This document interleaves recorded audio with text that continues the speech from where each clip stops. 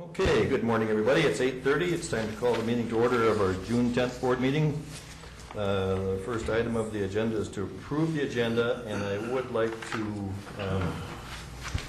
add as an addition some more discussion on this homeless shelter that was in the news this morning and apparently at the city council last night. And I think there needs to be some clarification on that. So we will add that to the agenda. Is there any other additions? I'll move to approve with addition. Second. We have a motion and a second. Do we need to discuss, excuse me, just a discussion of that, that fire, do we need to discuss that, or do we? You know, I think we just got this letter, and I really think we should probably end up having this. We could put it as an agenda addition today, or if you want to wait another week to get better background on it. What do you think, Brian? Yeah, Mr. Chair, I guess the letter I had received, it said that you guys had all received the copies of it. And I was going to discuss that with you outside of the board meeting to see what direction you wanted to adopt on that. And I guess if we're going to be talking about this as an agenda item, I'd want the appropriate staff here. Okay. Here to. Yeah, we probably want to talk to our county attorney about that before we discuss it. So certainly, Frank, we could put it as an agenda item next week if you want. It's always in our stuff then. Yeah. I wish we do need to respond to the request. Yeah. Yeah. What he did, I mean, Brian responded. Yeah, we already responded once. Yeah. We responded to the attorney that they had hired to represent him, which was a different. That's right. It was a different tone than what the letter is now making. So we responded in a different tone, I felt. But Well, maybe we'll look at putting that as an agenda addition for next time. Yeah, I'd like to discuss that with you a little bit more. To see. Right. That's fine. Thank you. Okay, all in favor of the agenda as amended, signify by saying aye. Aye. Opposed, the same. Motion carried. Citizens to be heard. Do we have any citizens to be heard today on items not on the agenda? Any citizens to be heard? All right, we'll move forward. Approval to pay bills and vouchers, and they are here. So move. Second. We have a motion and a second. Further discussion? All in favor signify by saying aye. Aye. Opposed, the same. Motion carried. 835, item of vulnerable adult maltreatment in Clay County and prevention of elder abuse. And we got a bunch of people coming up here. Pat, Rhonda. Okay, Rhonda, you're going to just. All right. You just set it off. Rhonda, would you mind being around for this agenda addition item that we're? That's good. Thank you. Okay. We should do some introductions. Yeah, Pat, you want to lead it off? Okay, so I'm Pat Boyer, and I brought with me today Kathy Nornis, who is our adult protection worker, and Lori Conroy from the county attorney's office. Good morning. Good morning. So we're going to talk a little bit about adult protection and what we do in Clay County, and ask for a proclamation. And Lori and Kathy will share a little bit about their parts in this too. So I think with the board agenda, you guys got some statistics that were sent out about our reports in Clay County. So I just wanted to point out that every county has a common entry point, which is a number that people call in to leave a vulnerable adult report. And so that's where these numbers come from. So the number in Clay County in 2013, there were 487 reports per DHS that were called into our common entry point. Now that includes people living in the community as well as licensed facilities like adult foster care sites and nursing homes. So when you see that number, you're like, wow, that's a high number for Clay County, but it includes that also. So of that number, 237 of them were persons that were 65 and over. And Kathy's going to just tell you a little bit about her part of that number. Okay, so of that number, 232 of them came to the county, which means that they were persons who were living independently in the community. And of that number, 141 were investigated. Some reports are screened out because the person doesn't meet criteria to be considered a vulnerable adult. The situation isn't maltreatment. And probably the most frequent one is because there's already a case manager in place and the report is referred to that person to take care of. Of the ones that came to the county, 135 of these people were identified as elderly. So a little more than half of what we're getting our elderly people. So Kathy's our one full-time adult protection worker and is very, very busy. Generalist getting those cases, yeah.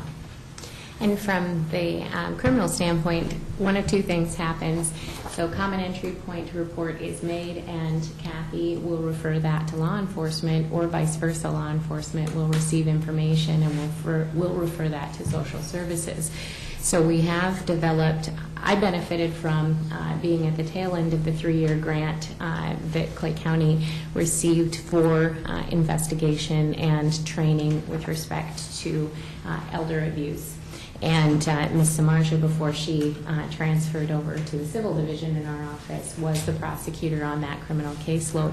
So when I came in, I reaped the benefits of having the training complete and the multidisciplinary approach already being in place. So of those cases, very few of them end up being prosecuted by our office. And the reason for that is severalfold. One of those reasons is that sometimes criminal prosecution isn't the right result.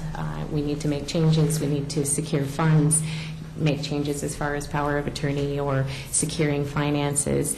And we also have to consider the victims in the case who sometimes suffer from dementia or other physical vulnerabilities that make prosecution not in the best interests. But we do have several cases that are making their way through the court system right now, primarily financial exploitation cases involving people in fiduciary relationships with the vulnerable adult or the elderly adult who is vulnerable by virtue of medical diagnosis or being categorical in a facility.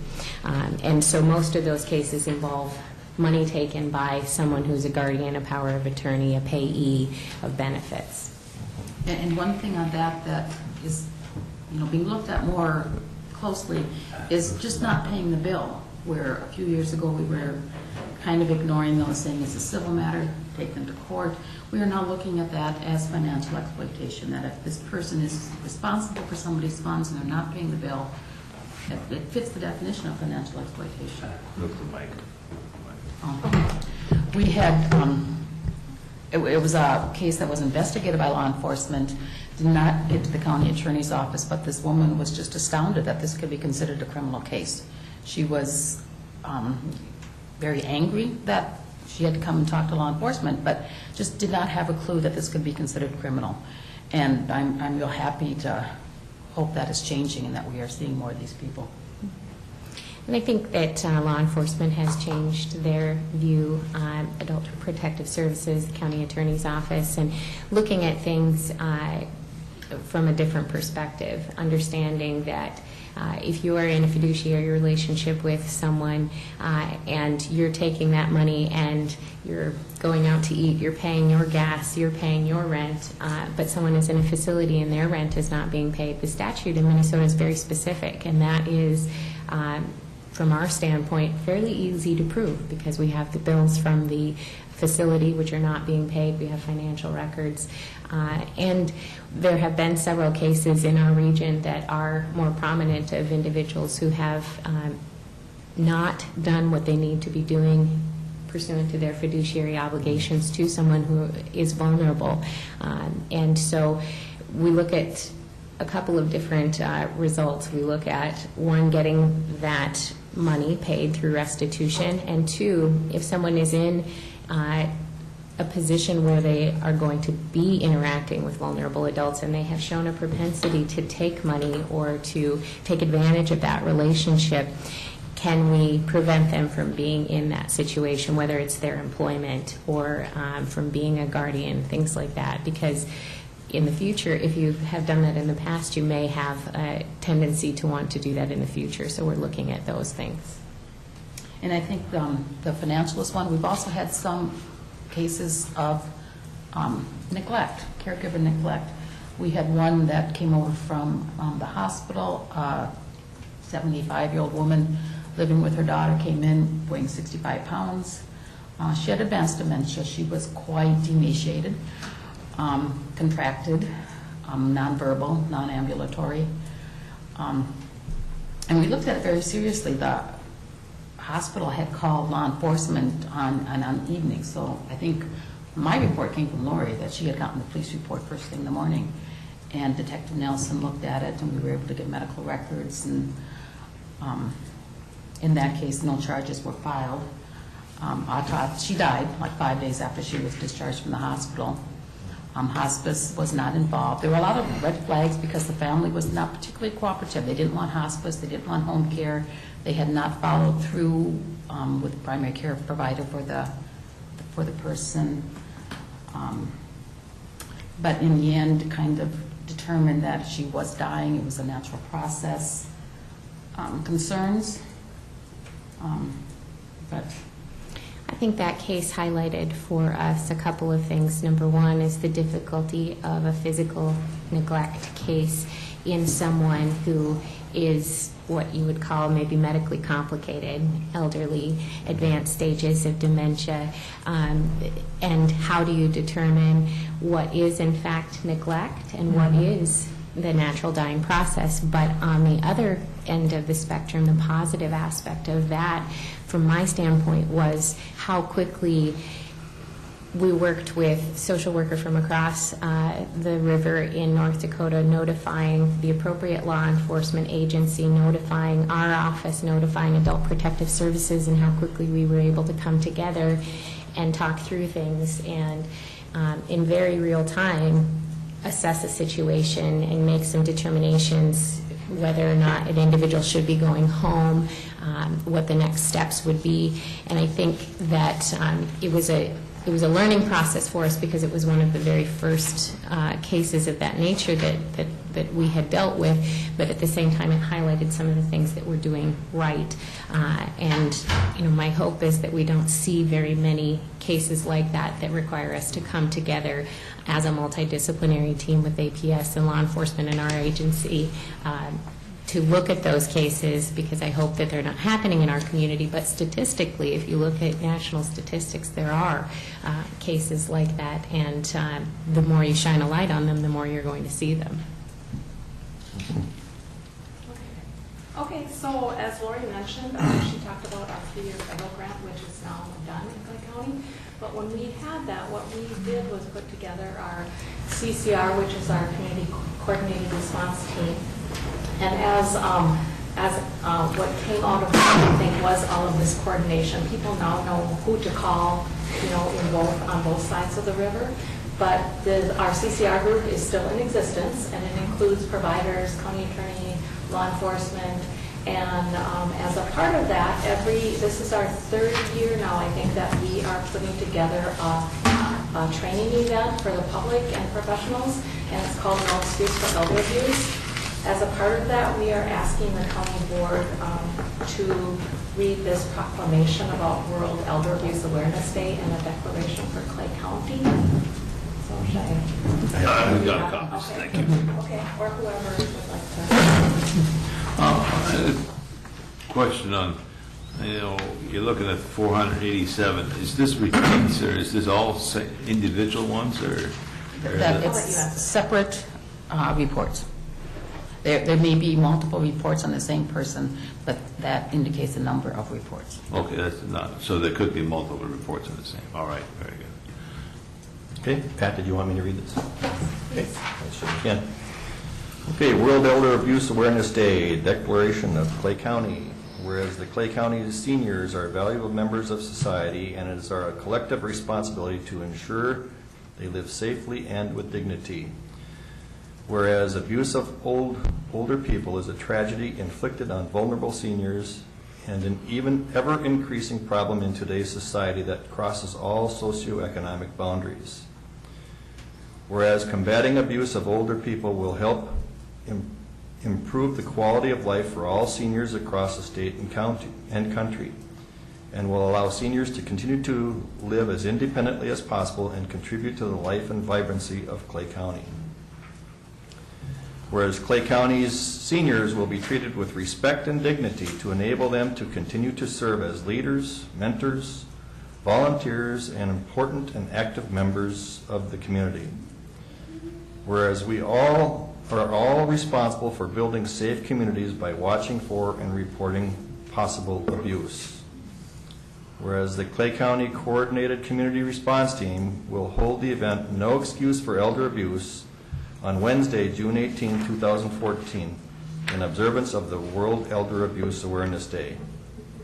Now therefore, in recognition of World Elder Abuse Awareness Day, on June 15th, we, the Commissioners of Clay County, proclaim the 18th of June 2014 as Elder Abuse Awareness Day in Clay County, and encourage all Clay County citizens to recognize and celebrate the accomplishments of Clay County's seniors. I will move the declaration. Second. We have a motion and a second. Any further discussion? All in favor signify by saying aye. Aye. Opposed, the same?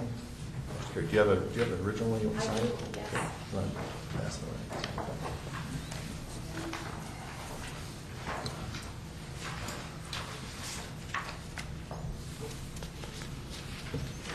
I have one question. On your statistics, it shows that there is quite a bit of jump difference between years.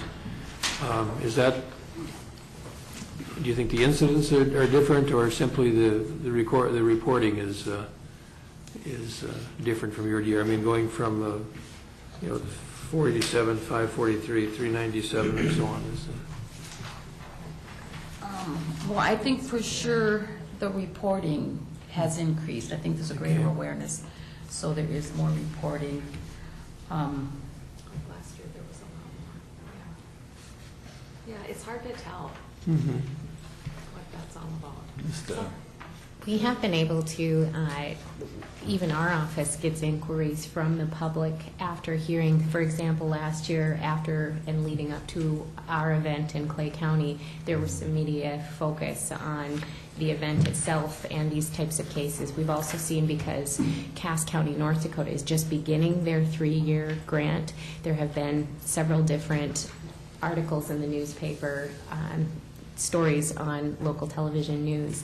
And in response to that, we will get inquiries in our office, and I'm not sure about Adult Protective Services, from folks wondering, is this something I should be reporting?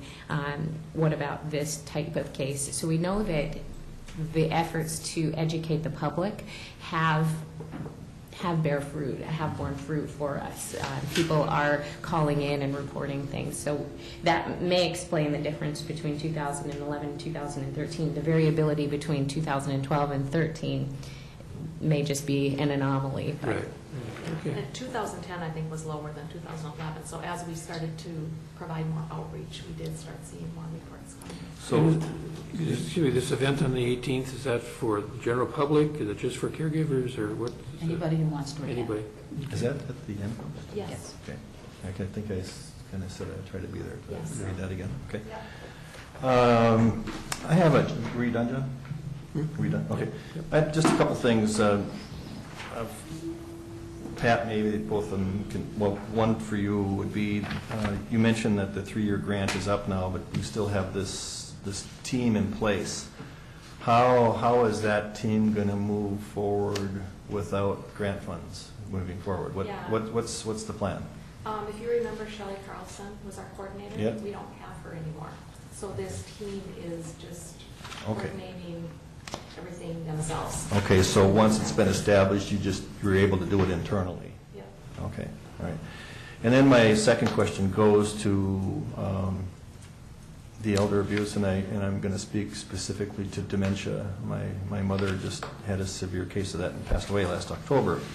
But she was in a assisted living place, and unfortunately, it turned out that there was even some abuse within those facilities.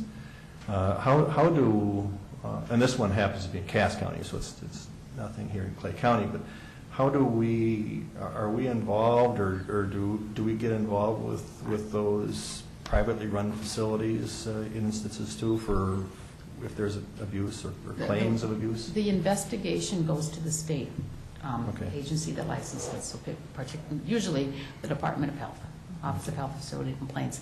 If there is any need for immediate protective services, that would fall to the county to do. Okay.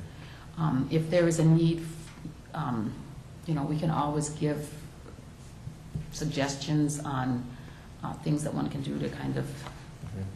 make make sure things aren't happening. And that was one, I don't know what kind of training these people, I'm assuming they have a whole training program thing. I do know that, and the reason that I brought it up is I happened to witness the abuse, and the abuse was to my mother. And ultimately, that individual was removed, but it was a process that it almost took, it was like it took family members to raise the attention of it, and in some ways I questioned, why did it take family members to see this? You know, statistically, I think the people that have the best outcomes in any kind of facility are the ones that have family involvement. If the staff are aware that family are involved, are there often, are checking on things, unfortunately, you know, if you know you're being watched, you behave better. So those are the people that have the best situations in facilities. And, you know, it does often fall to families, because we would encourage anybody who sees anything to report. Right. And a lot of times there are no witnesses, or the witnesses are somewhat impaired. So whenever anybody else witnesses, we certainly want that reported. And As the- it states in the proclamation. And from the prosecution perspective, the statutes in Minnesota do specifically contemplate those kind of facility-based abuses. And so, to my knowledge, we've not had any here in Clay County, fortunately, at this point. What we have had are instances where individuals who are tasked with caregiving for vulnerable adults outside a facility setting have done things, leaving vulnerable adults in a vehicle, for example, that we have prosecuted. And that, again, is an instance when we want an individual to have a record, so that if they do pursue a career and are then employed in another facility, that could perhaps show up on a background check, so that would prevent them from being in a situation where they would have responsibilities involving vulnerable adults. But so the statutes do specifically contemplate prosecution in facilities, but there are a lot of hurdles to prosecution in those cases. One is transparency in a facility, and a second is the fact that most of the witnesses, as Kathy indicated, would have some sort of impairment, and so they can be easily written off, so to speak. Unfortunately, I think that you're absolutely correct that family visitors, things like that, end up being witnesses in the reporting parties, and like Kathy said, we'd encourage that to continue. You know, and I think it should also be noted that background checks are done, and any criminal thing shows up, but substantiation of maltreatment of a vulnerable adult also shows up on a background check. So even if there aren't criminal charges, if we substantiate maltreatment, it can be a factor in employment. Well, this is a significant issue, and it's one that, this is clearly one where some of these people just cannot protect themselves, and thank you for your work on it. Pat and Kathy and Laurie, and thank you for your report. Thank you. And I'll see you on the 18th. Okay, all right. All right, next, we have a request to fill a financial worker position with Rhonda Porter. Good morning, Rhonda. Good morning.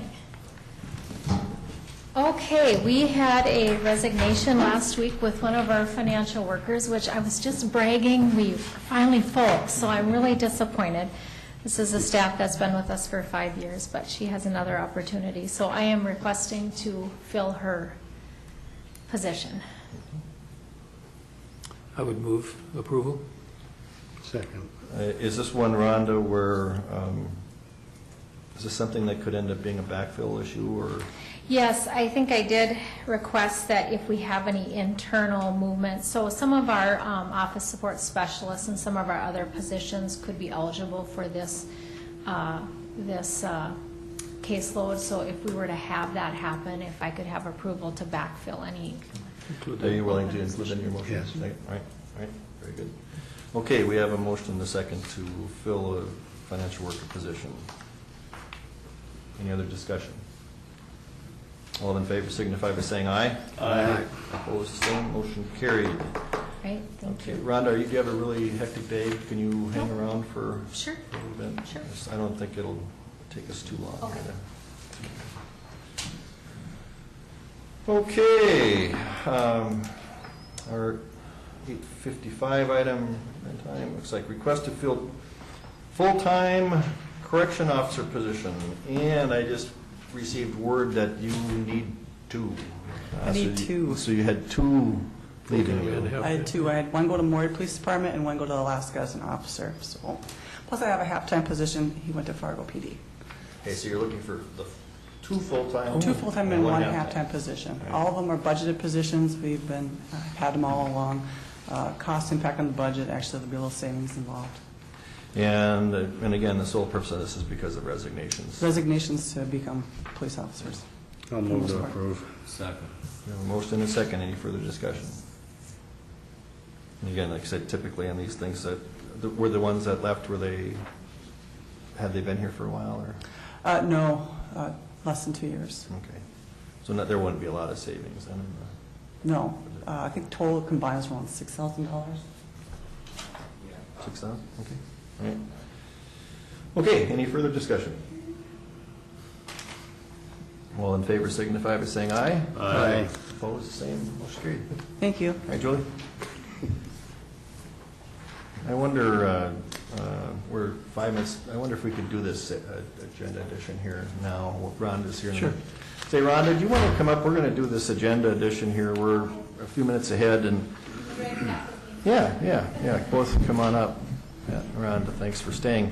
As we were aware, and I found out at 10:30 last night there was a voicemail left on my machine about some residents who were a little bit concerned about this homeless shelter issue. That's and apparently there were some city council discussion that the Clay County Board had already approved the grant application, which we did.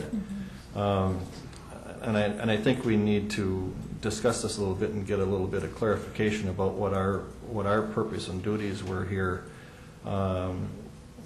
When it was brought to us, I don't think any of us disagreed with the need, for this type of facility.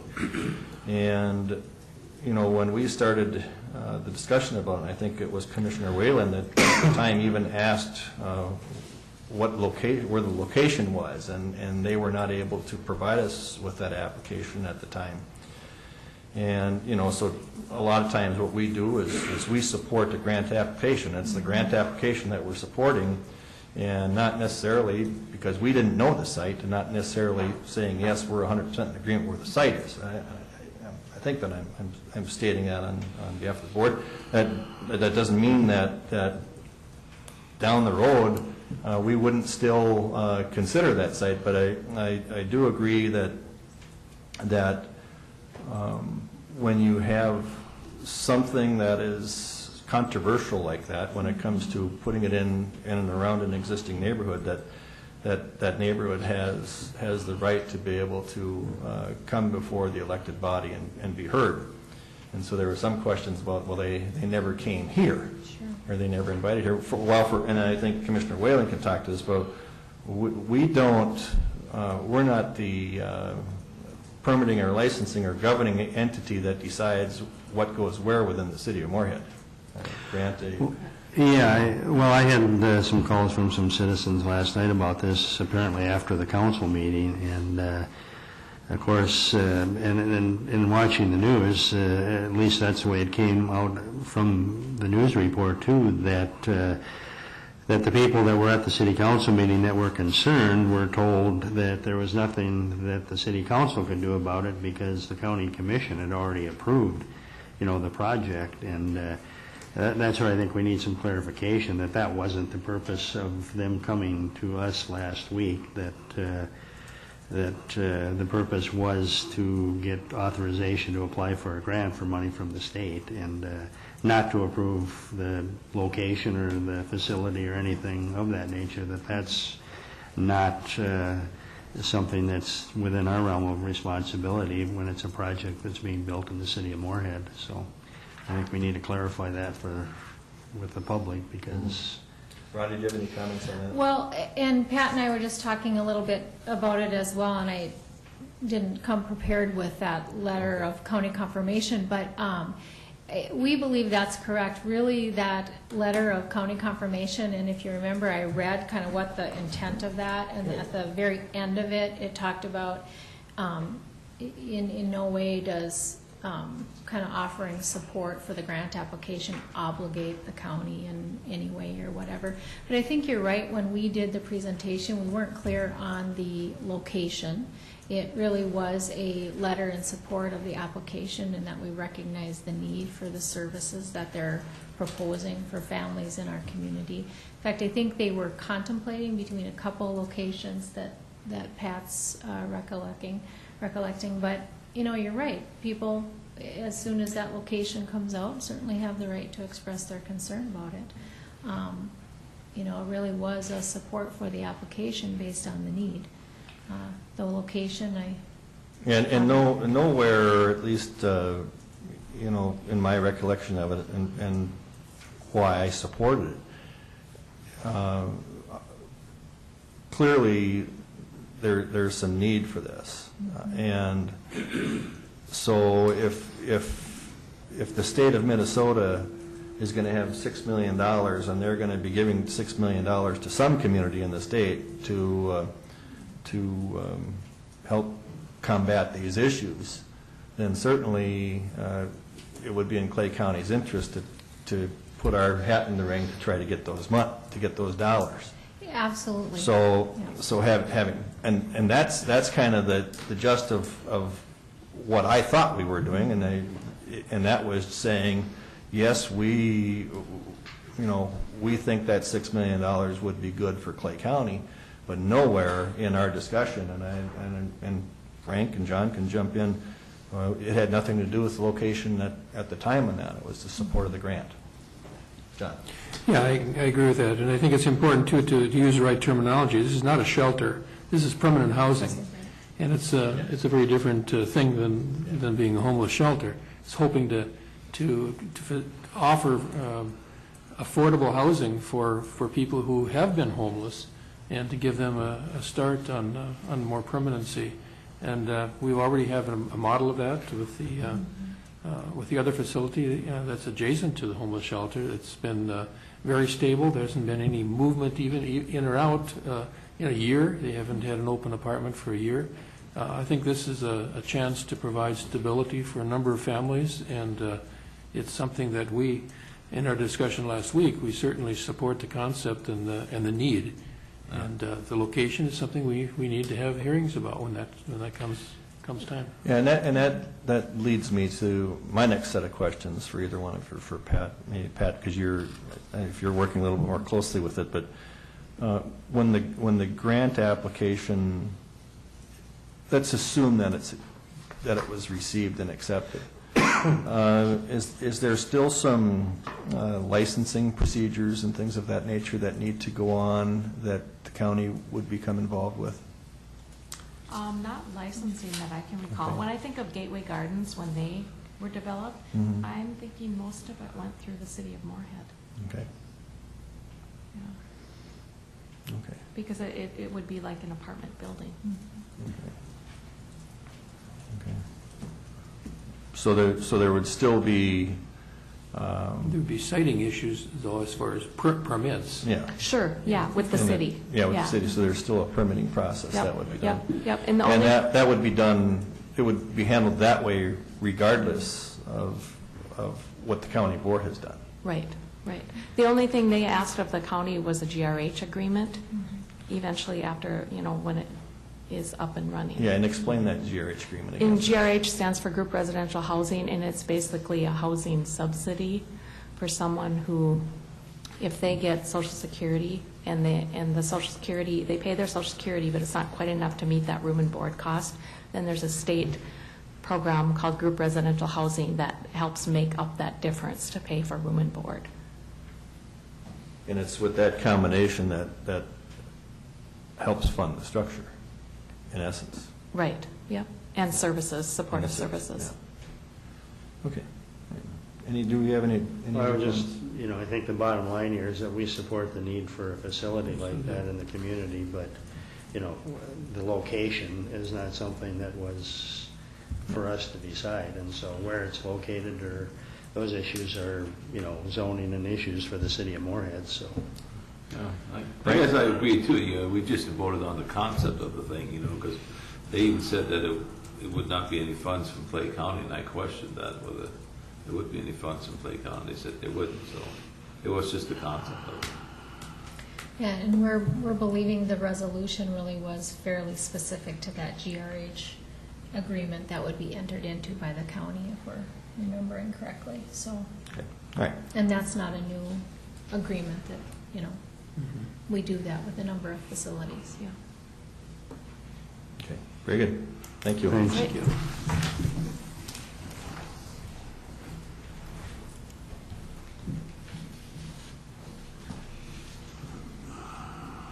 Dave Overbowl, good morning.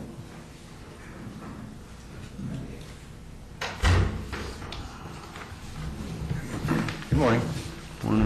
So you've got a couple things here. The first is the approval for final right-of-way values on Kasai T, and I'm assuming this is based on our site visit last week. Well, in general, I think what happened was when I brought the appraisal book to get approved, I didn't quite have a spreadsheet put together, being that there was so many different types of property to acquire. There's actually about seven different categories, and I think I can itemize those in our packet. Back in the day, it used to be tillable land and farm sites. So we would get two prices. I'd bring them in, we'd approve them, and then purchase it that way. Well, now they're almost looking at it with appraisal we're using now as almost like damages, which would be trees and other landscape items and things like that. So I guess just so that we wouldn't get caught in an auditing kind of a numbers game, I guess, I put together a spreadsheet and it itemized all the different areas, all different 7 areas and categories, and then summed them up, and then I believe these numbers are correct. The viewing that we had was part of it, but I know the numbers that I brought in last time, there was one error, a math error. In addition, it wasn't quite as clean as the spreadsheet I put together, so if we could get approval on that way when we do have our end-of-the-year audit, all the numbers will match up for the right-of-way acquisition. The final number is $178,030, and I think the number that I brought in was within 1,000 of that, but it just wasn't right on, so I just wanted to make sure that it was right. How does that compare to the original estimate for land acquisition for the project? The budget, I think it was pretty close. I know what we did is we tried to figure out what we typically need, and I think out to about 60 feet. And then we took that times the length of the project, and I suppose we probably used $5,000 or $6,000 per acre a year ago. So we did have a pretty hefty number on there.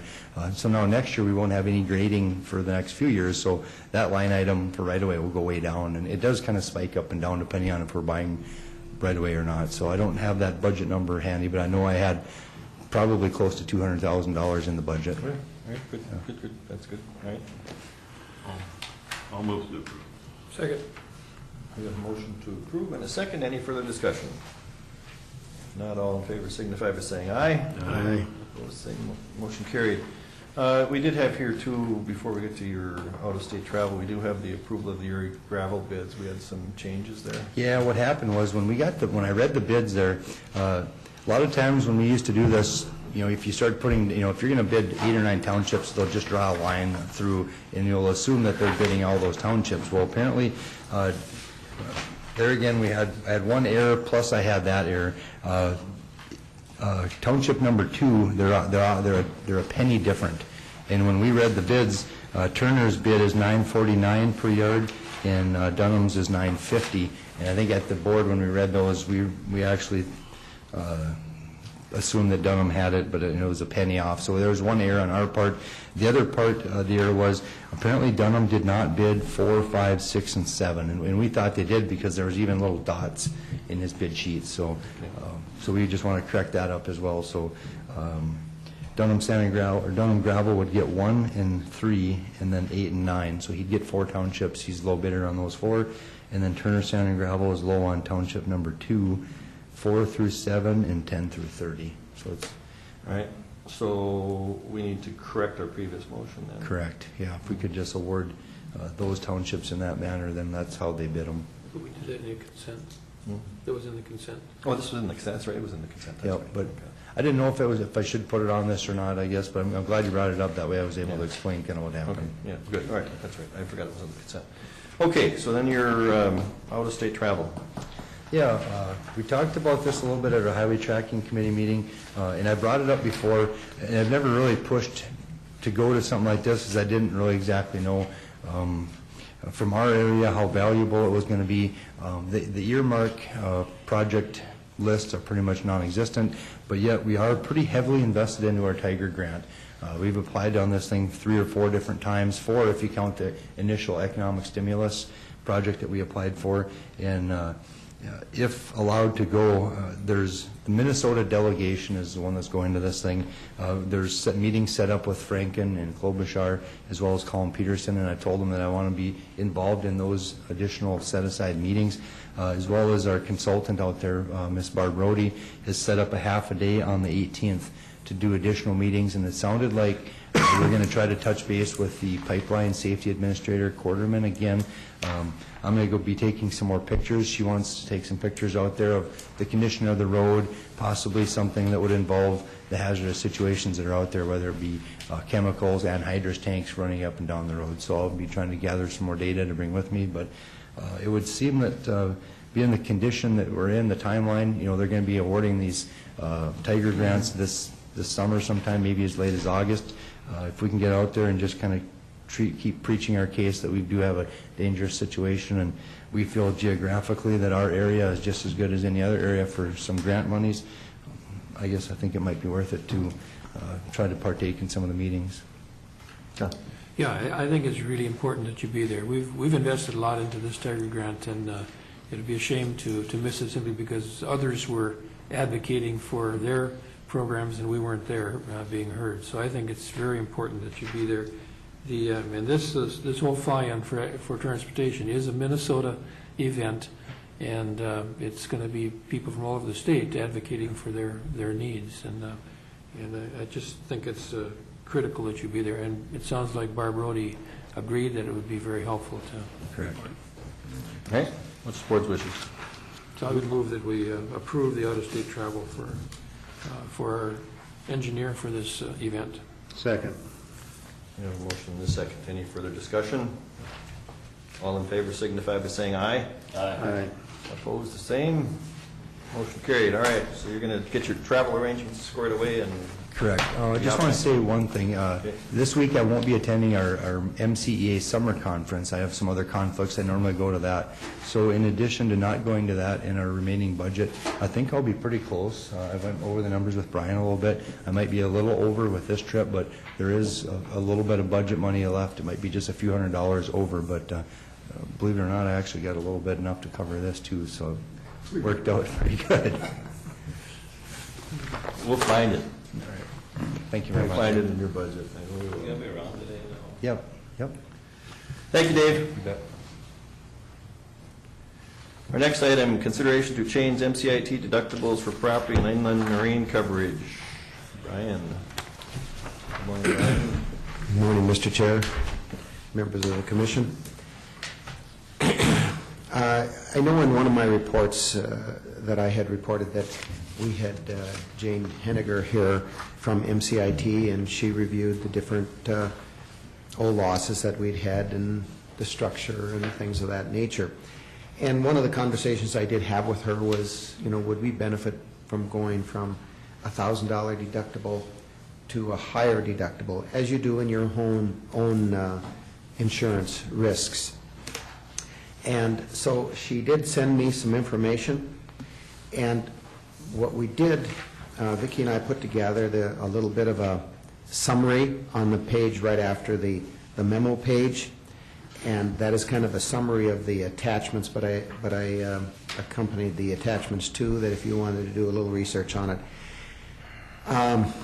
And what we kind of found out is that, you know, we basically have 3 main insurance topics. We have the auto insurance, That is not included in here. She didn't feel we'll benefit a great deal by putting a lot of work into the auto. We have a $1,000 deductible there, and I think it's $500 on comprehensive.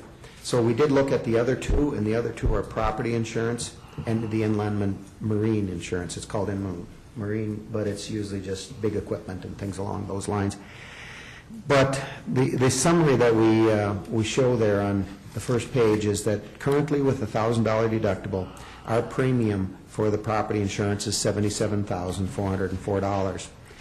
If we were to change to the $2,500 deductible, and I use the word premium, and that's really not what they use. They use contribution because... We're a group. We're a group, that's right. I just use premium because I thought that was more... That's what people know it as. That's what the people know it as, that's exactly right. So our deductible would drop to $60,375. Now, in premium costs, that is a savings of $17,029 for a year. Well, then we took a look at the last 5 years of claims, and you'll see the number of claims that we've had per year under the property casualty. So, and then I state there, in our worst year, 2010, if we would have had a $2,500 deductible, each claim would have cost us an additional $1,500 or $7,500. So the savings, even in the worst year we've had in the last 5 years, we would have saved $9,500 a year. And, you know, that's a risk now again, and you do that in your own. But I guess and I've discussed this with Lori as well, and then I also discussed it at the manager's meeting, because if we raise the deductible, we don't budget for the deductible, the department that has the loss may have an additional $1,500. But as you can see, we have very few losses. And we go to the inland marine, and it's kind of the same scenario. It's less of a savings, but there's not many claims there, too. If we change from the $1,000 deductible to the $2,500 deductible, we would have a savings in premium of about $5,000 a year. As you can see, in our worst year, we've had one claim, so there would be a net savings of in those 5 years of $3,800. So we feel that in our worst year, over the last 5 years, we would have saved $13,300 per year. And, you know, pretty soon, that's real money. So we're recommending that the board consider changing the deductible from $1,000 to $2,500. When's that renewal? And I asked her that, and she said they would do the calculations now, and whenever we would want to make it effective, we would have a credit for 2014, but then they would do the calculations for 2015, so that would be reflected in the new contributions that they send out for next year's budgeting. But there'd be a little savings in this year if we make it effective earlier. John? What about the, a major, for instance, the fire we had? We lost lots of equipment in that. Is that reflected in these insurance? Yes, it is. Is that the 5? That was in 2010. Yeah. Yes, that was the 5 claims. But, again, a major incident, and I was asked that at the manager's meeting, they said, what if we had a major windstorm or a tornado and lost lots of equipment? That's one incident. That's one claim. Oh, I see. Yeah. Okay. So the fire was one claim. Yeah, okay. So Now, you pay the $2,500 once. that's right. That's exactly All right. right. Very good. But in that case, we did have a property loss and we had an inland marine cost. Right, both. Right, that's right. Mhm. Okay. Well, it seems like a good business decision here. I don't see any downside. I mean, it's obviously a risk if we have a big, a lot of claims some year, but the history indicates that it's not likely. So I would move that we change our deductibles for our property and inland marine coverage. I'll second that. Okay. I'll give Dave some more travel money. And again, it's certainly, the evidence here shows that it's worthwhile, but it's something that also through my private business practice, when we get involved with these things, there are things that you do have to monitor. And if it starts to move the other way, you can always go back, to the previous deductible. So I agree, it's probably a good business decision for us right now. Any further discussion? Not all in favor signify by saying aye. Aye. Opposed, the same. Motion carried. Thank you, Mr. Chair. Thank you, Brian. All right, then the next, you're still on here.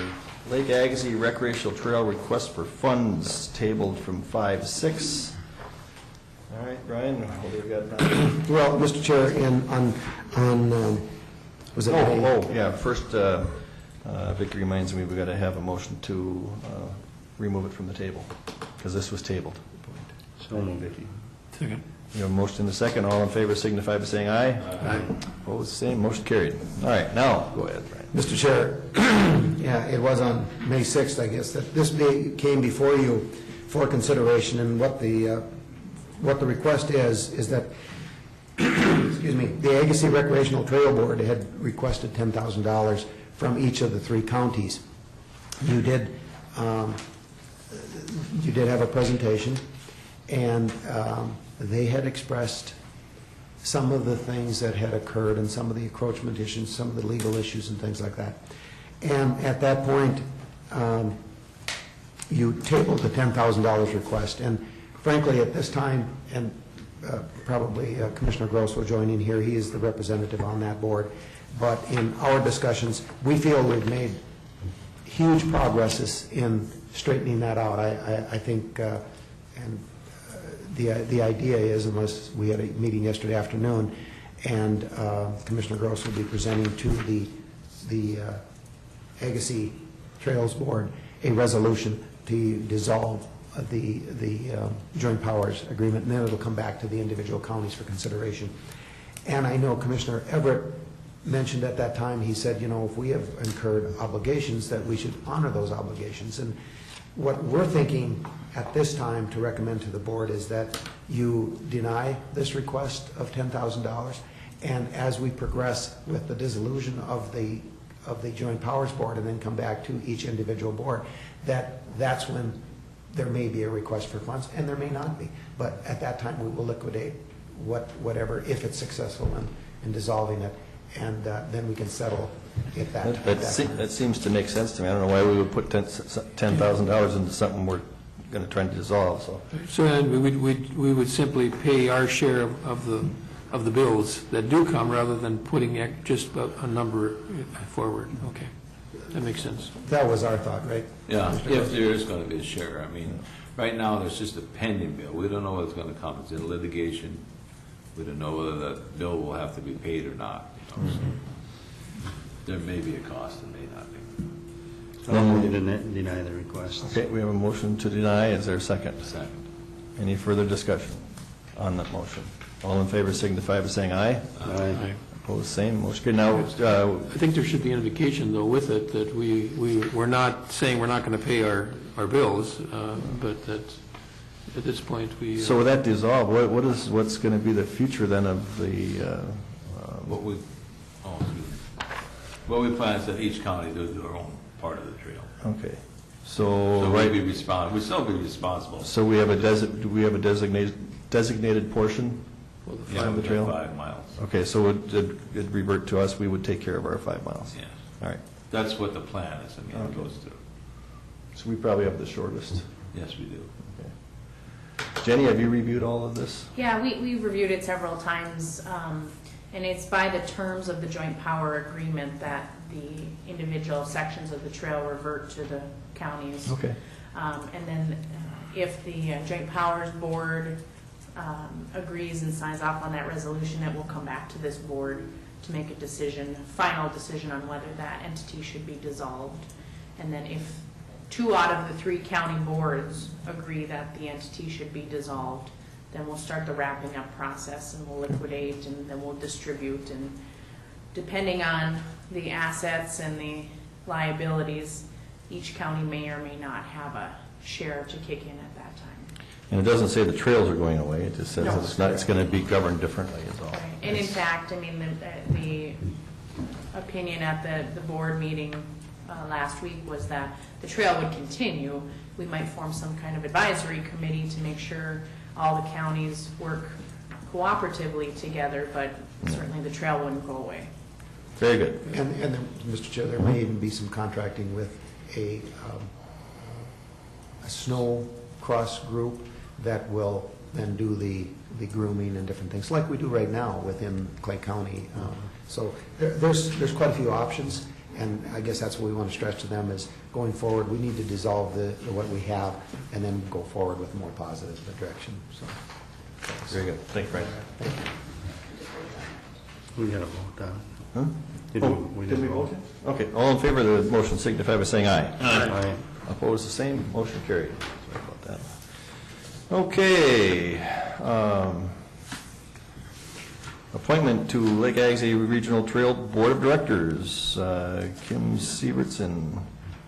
Guess on Yeah, that Frank, one. that's yours. Yeah, Jerry Waller was on this board, and in January I appointed a guy from Ulen, Ben, and he decided to resign. It wasn't what he wanted. And so now I found, or Kim Severson has come forward, said he would like to be the representative. I mean, this joint powers agreement is still in effect as of right now, so Right. we still need a representative on there. So Kim Severson is willing to serve in this, and I would like to nominate him to be our citizen at large for the Arts Board. Okay, I'll move to approve. Second. we have a motion and a second. Any further discussion? All in favor signify by saying aye. Aye. Opposed, same. Motion carried. Okay, committee reports. John. Okay, I didn't have many county meetings. We did have highway tracking meeting after our board meeting last week, and I think the two main discussions, one we've already talked about, and that was this Transportation Alliance fly-in to Washington D.C., and we're going to participate in that. The other issue was how we deal with townships who may wish to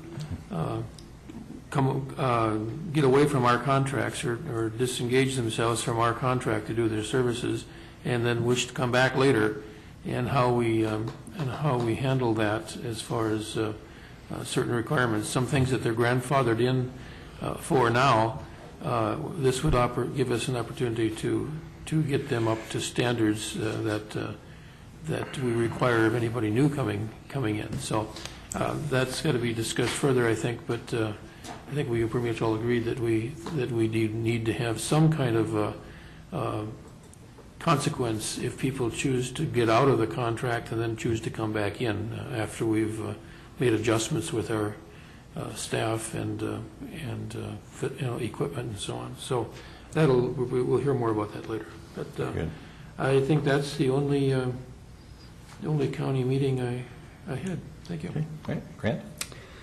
Let's see, I had the Moorhead Planning Commission meeting for Wayne last week, and they had a few issues, nothing significant, mainly on some garages and that type of thing. And then I had a Heartland Trail meeting in Detroit Lakes with our group from Becker County, and that's things are moving. We're having another meeting next week here with our group that are trying to get this going and actually get some trail built. And we didn't get.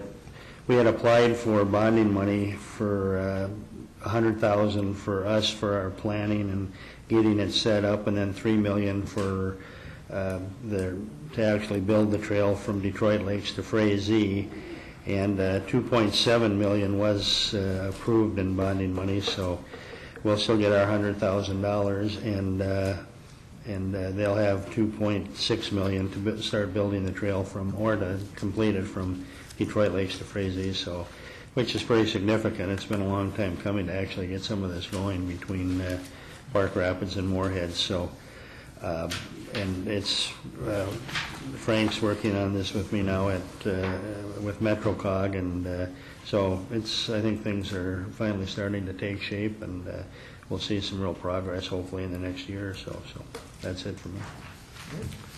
Frank? Tuesday, I went to Clay County Collaborative for Wayne. He's on that board, and I attended the meeting there. I guess the first meeting was at 3 o'clock, and then right around 4 o'clock, one person left, and a couple more people came in. And I think we found out they have a governance board, they have an executive board. I think what we found out was that they probably have too many boards. I don't know. It just it was almost the same people. One was called the government, one was called the executive. And we discussed a little bit. Probably we have too many levels of board meetings there. And they're going to look at possibly combining some stuff there. Had a couple of meetings with FMCOG, with the director there concerning his evaluations and hiring of staff there. Friday, I went to the AMC District 4 meeting, which was a very informative meeting. I guess one major thing that Grant got to be the vice director again, and he's voted unanimously for that position. And we had 11 counties there, and It's always good to have a lot of support. Luckily, you had a speech prepared that you gave for you. 11 counties reported, and it was just a good informative meeting, and they gave what the state legislature had done during the year, too, and it was a very good meeting. Several meetings with this art discussion now, which we already covered. I had another meeting, I guess, yesterday with Brian and Jenny.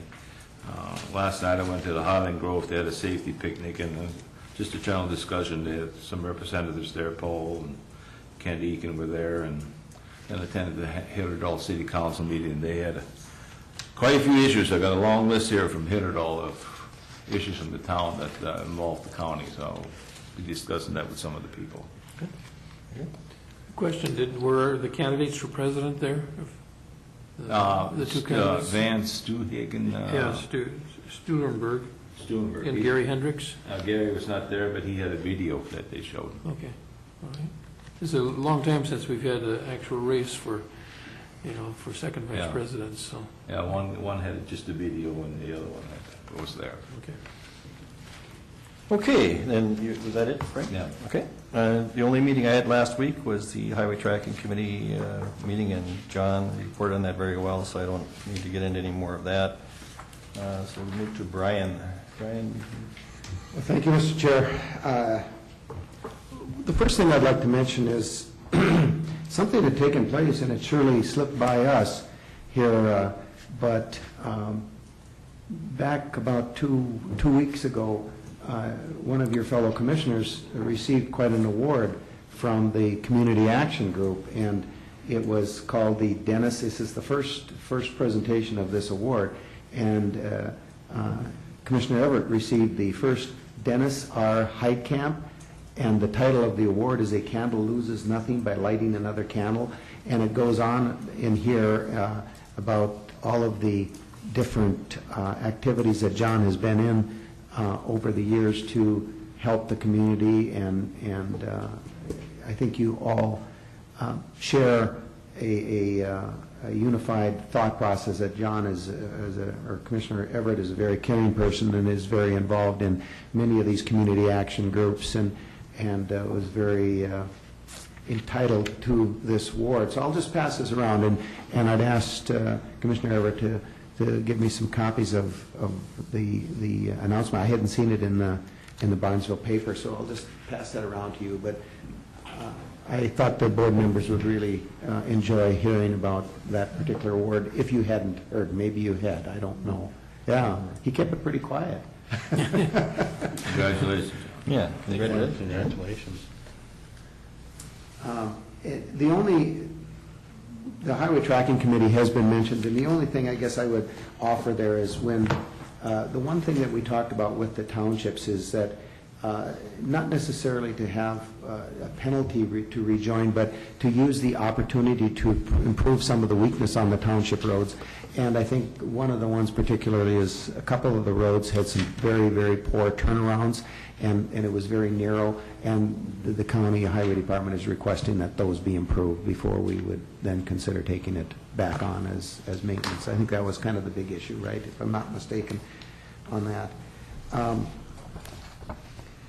We had some personnel classification issues, discussions with HR, and I met, or Vicki and I met with Julie on some jail information, and we tried to compile and brief some of the information that the committee has, the jail committee, the finance committee has formulated over the past year and a half. And we had an advisory meeting on the diversion authority. Again, that keeps plugging away, as operationalization we've talked about. Management team meeting, we had held that, The website is getting very close to having its changes all complete, and they had a meeting in regards to that. It's looking pretty darn good at this stage. There's be some additional changes, but then that's going to be an unveiling here pretty soon of a new website for the county. Attended the AMC District 4 meeting. Nothing really to add on that, although you do have the handouts if you want to go through and see what the updates. MCIT was there. AMC gave a very good update, legislative changes.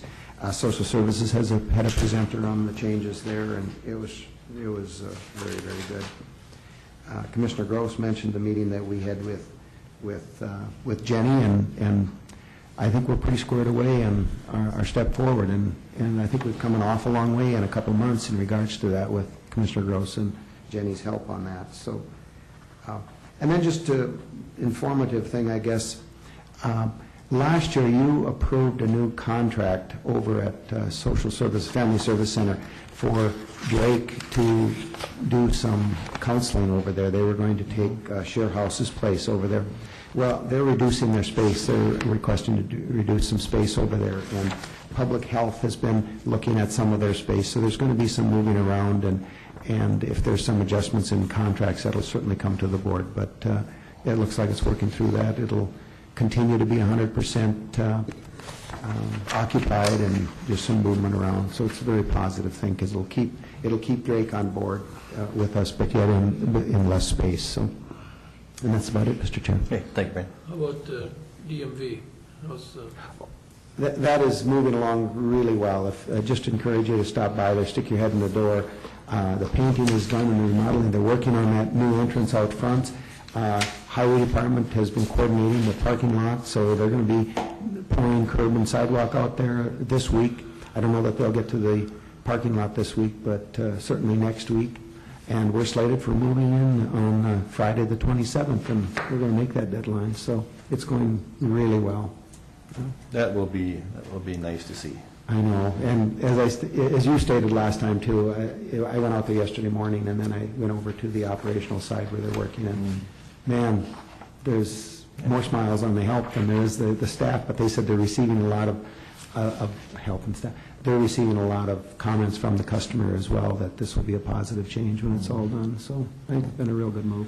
Looking forward to seeing it done. All right, just a couple of notes here. Next week, our upcoming meetings, June 17th, our board meeting will be at 5:30 with the Board of Equalization at 6:30. And we'll be back to the 8:30 meeting on the 24th. So make sure we note that. Anything, Jenny, anything else? No, thank you. All right. Cookie, anything? All right. We will be adjourned.